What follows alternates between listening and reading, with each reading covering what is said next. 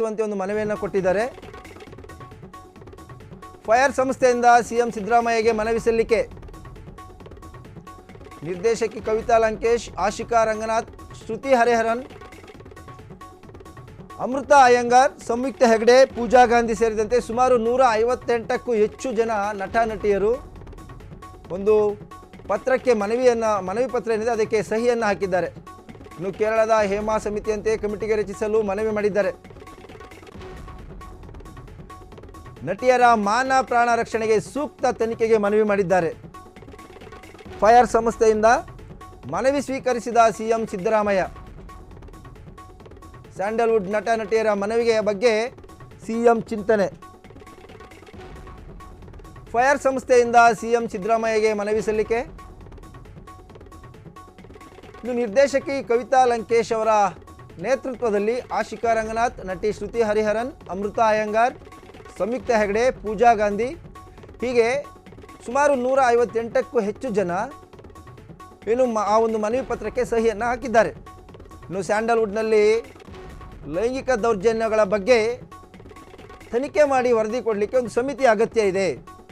So ಹಾಗಾಗಿ ಆ ಒಂದು ಸಮಿತಿಗೆ ತಾವು ಅನುವು ಮಾಡಿಕೊಡ್ಬೇಕು, ಅವಕಾಶ ಕೊಡಬೇಕು, ಸಮಿತಿ ರಚಿಸಬೇಕು ಅಂತಕ್ಕಂಥ ಒಂದು ಮನವಿಯನ್ನು ಸ್ಯಾಂಡಲ್ವುಡ್ನ ನಟ ನಟಿಯರು ಮನವಿ ಮಾಡೋದ್ರ ಮೂಲಕ ಸಿಎಂಗೆ ಒಂದು ಪತ್ರವನ್ನು ಕೊಟ್ಟಿದ್ದಾರೆ. ಫೈರ್ ಸಂಸ್ಥೆಯಿಂದ ಸಿಎಂ ಸಿದ್ದರಾಮಯ್ಯಗೆ ಮನವಿ ಸಲ್ಲಿಕೆ. ಇನ್ನು ನಿರ್ದೇಶಕಿ ಕವಿತಾ ಲಂಕೇಶ್ ಅವರ ನೇತೃತ್ವದಲ್ಲಿ ಒಂದು ಪತ್ರವನ್ನು ಬರೆಯಲಾಗಿದೆ.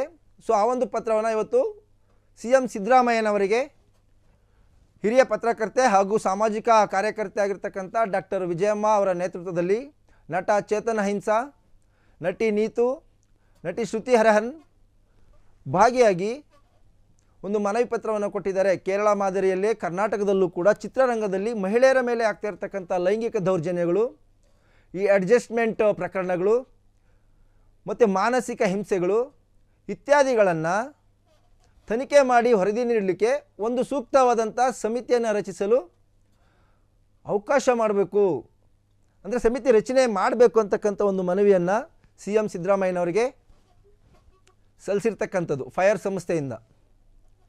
ಅಂದರೆ ಈ ಹಿಂದೆ ಕೂಡ ನಟಿ ಶ್ರುತಿ ಹರಿಹರನ್ ಒಂದು ಕಾಸ್ಟಿಂಗ್ ಕೌಚ್ ಬಗ್ಗೆ ಒಂದು ಆರೋಪ ಮಾಡಿದರು, ಅದು ಕೂಡ ನಟ ಅರ್ಜುನ್ ಸರ್ಜಾ ಅವರ ಮೇಲೆ.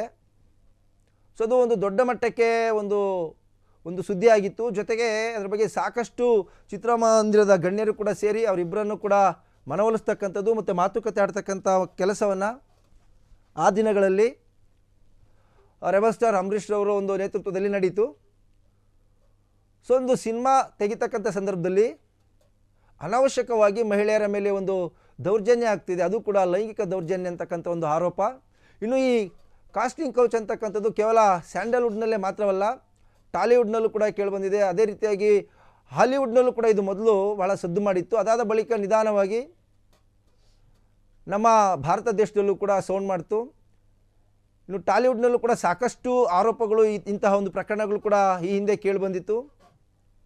ನಟಿಯರನ್ನು ಸಿನಿಮಾಗಳಲ್ಲಿ ಕೆಲವು ದೃಶ್ಯಗಳಲ್ಲಿ ನಟನೆ ಮಾಡುವಾಗ ಅವರ ಮೇಲೆ ಲೈಂಗಿಕ ದೌರ್ಜನ್ಯವನ್ನು ಮಾಡ್ತಾರೆ, ಅನಾವಶ್ಯಕವಾಗಿ ಒಂದು ಒತ್ತಡವನ್ನು ಹಾಕ್ತಾರೆ, ಅಥವಾ ಮಹಿಳೆಯರ ಅಸಹಾಯಕತೆಯನ್ನು ದುರುಪಯೋಗ ಮಾಡ್ಕೊಳ್ತಾರೆ. ಸಿನಿಮಾಗಳಲ್ಲಿ ಚಾನ್ಸ್ ಕೊಡ್ತೀವಿ ಅಂಥೇಳಿ ನಮ್ಮನ್ನು ಬೇರೆ ರೀತಿಯಲ್ಲಿ ಅಪ್ರೋಚ್ ಮಾಡ್ತಾರೆ, ಹಾಗಾಗಿ ನಮಗೆ ರಕ್ಷಣೆ ಕೊಡಿ.